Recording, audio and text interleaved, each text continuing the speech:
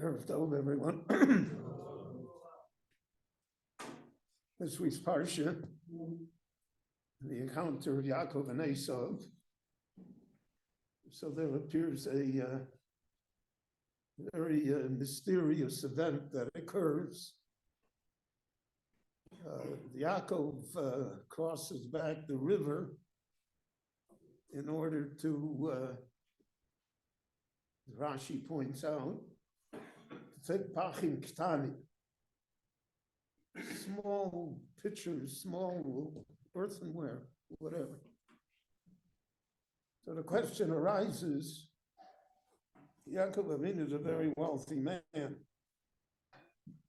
We see from the gifts that he offers to Esav that he had a great deal of wealth. The Medrash talks in superlative terms about how wealthy he was. So what's he going back for Pachim Ktanim?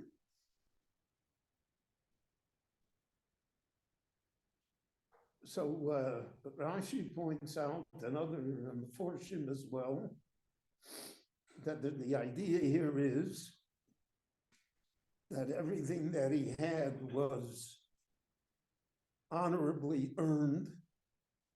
It was a kosher dollar, and that has a very special value. So therefore, even for Pachim Ktanim, he wanted to go back. Not out of greed, but out of the fact that he had this rarity, that he had wealth that was honorably earned and belonged to him. The Gemara will say, Ruam Begezem. Most people, one way or another, fall into the trap of Gezem. Not that they go out with a gun and rob a bank, but in life things happen. You didn't give the right change. You didn't really advertise exactly as to what the product was. You took advantage of someone in a business transaction. Rubam Begezel. So if Rubam Begezel, then that gives a value to money that's not Begezel. We find, for instance, in the Chumash, that part of the dispute between Avram and Lot was because of Gezel. Avram Avinu muzzled his animals so that they would not eat in fields that were not his. Lot said, it's ridiculous. What my animal eats, now God gave all the land to Avram Avinu anyway, and Mishagas. Rashi points out that that was the issue that touched off the dispute between the shepherds of Lot and the shepherds of Avram. So Avram felt that it was Gezel, Lot felt it was not Gezel. So the Meforshim say that's what it means, Rubam Begezel. It's Gezel that you don't think is Gezel. That you can somehow justify why you're entitled to it.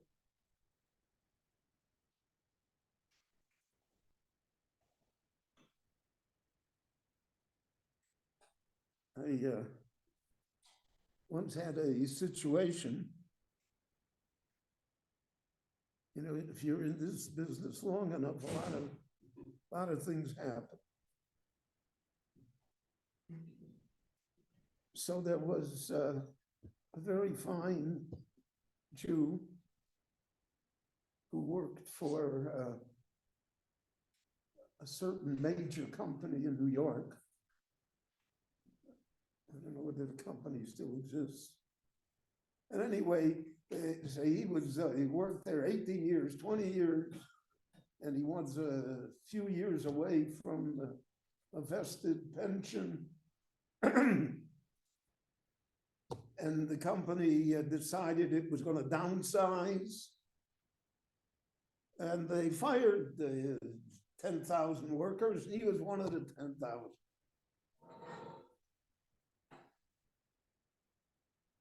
And it rankled him so because he was fired without cause. It wasn't that he wasn't doing his job. And it wasn't that the company wasn't making money. It's just, okay, we won't get into the capitalist system on this lecture. So that would probably be a good lecture somewhere.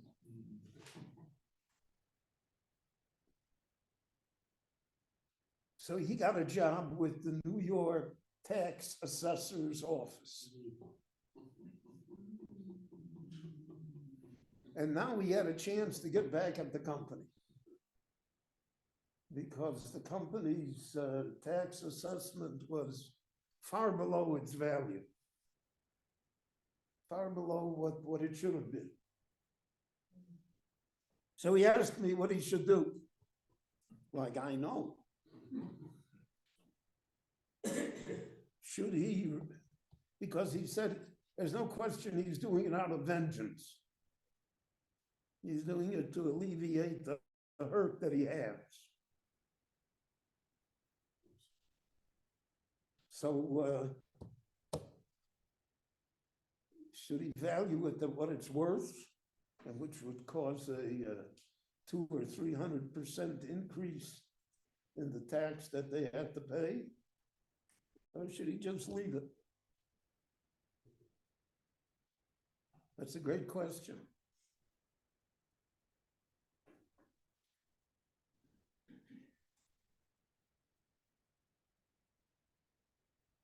Is that vengeance that he takes, is that included in Gezel too?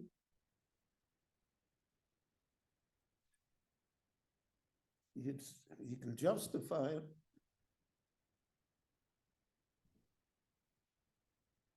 But is it like stealing from the company? Or does Gezel not apply there too? So I'm not going to tell you what I decided, because I may have been right. But there's something that is called in the halacha, something that's called avak. Now we're going to see it in this week's parsha. And the man that Yaakov wrestles with, it says, "Vayeyovek ish imo." And we translate it as that they wrestled. But Rashi points out avak means because they rolled on the ground when they were wrestling, dust arose, and the Medrash says that the dust arose at Kisei HaShamayim.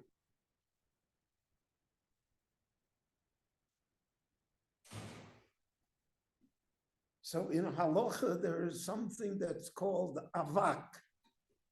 It's not the Aveira itself, but it's avak. It's somehow the smoke, the dust that comes from the act itself. So even if we decide that what we do is not gezel, the question is, it is avak gezel. Is it close enough? Because the Torah has very rigorous standards for us. So if we look at life in that fashion, so therefore we could understand that even Pachim Ktanim has a great value to it. I thought about it. I saw a certain documentary on rare coins. So a guy had a coin from the Phoenicians. And it was in good condition. And he put it up for auction. And the coin sold for 350 or 370,000 pounds. It was an English auction house. So here you had a coin that its value is minimal. Even if you say that it's pure silver, so it's worth $50, it's worth $100. Why is it worth $350,000? Because it's the only coin of its kind. And people collect rarities. That's our nature.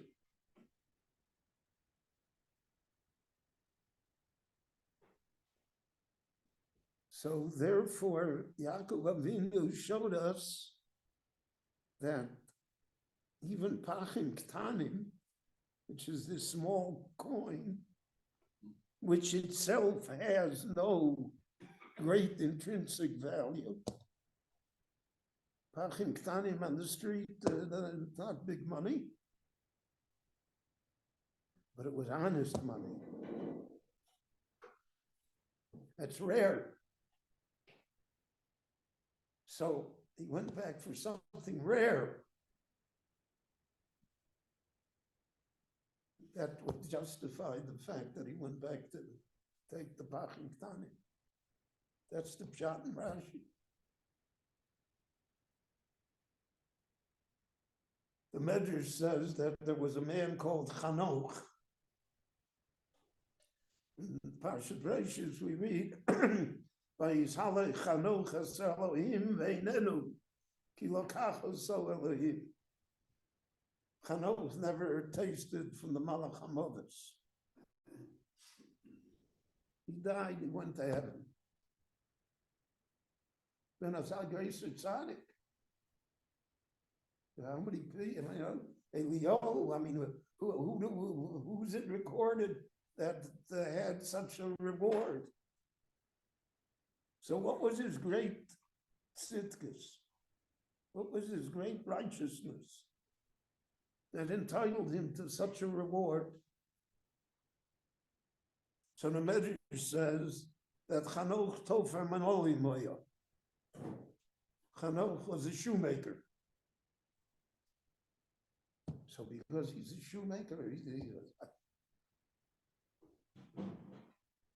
so Rabbi Salanter said, because he made good shoes, he gave the customer their money's worth. He was meticulous in his work and what he sold to people. But that's enough to merit. Because that's a very hard level to achieve, to look at it that way. So there's a lesson in the Pachim Ktanim. And many times what we consider Pachim Ktanim is a rarity. It's something that's not to be found easily. That's true with people. Sometimes you meet a person that has a trait, you don't see it by other people to that extent. It's true in creativity, it's true in so many areas of life. So that helps to explain to us why Yaakov Avinu, in spite of all of his wealth, nevertheless cared about Pachim Ktanim enough to go back and try and get them. And then the rest of the story unfolds. Rabbi Chananya ben Akashi Omer Rotza Kodesh Baruch Hu L'Zaka Yisrael V'ficha Chibur Lahem Torah Mitzvos She'nemer Adonai Chavek Saman Sitko Yadil Tov Yadir.